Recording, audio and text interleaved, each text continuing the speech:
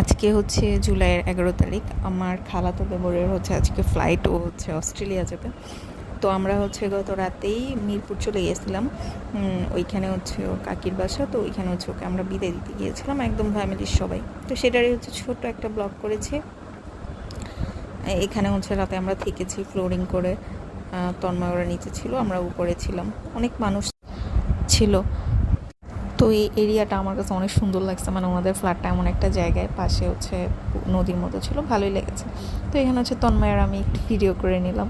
তন্ময় করতে চাচ্ছিল না, আমিই করলাম।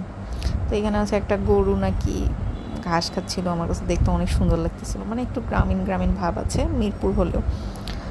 তো এরপর হচ্ছে সবাই আমরা এয়ারপোর্টের উদ্দেশ্যে বের হয়ে গেলাম নাফিকে বিদায় জানানোর জন্য। এরপর আমরা ওইখান থেকে এয়ারপোর্ট আসতে আমাদের সর্বোচ্চ 15 মিনিট লাগছে।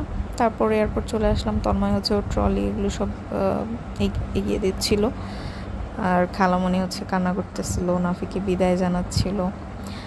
ইনশাল্লাহ নাফি আবার হয়তো 4 বছর পর আসবে ইনশাল্লাহ। এই তো।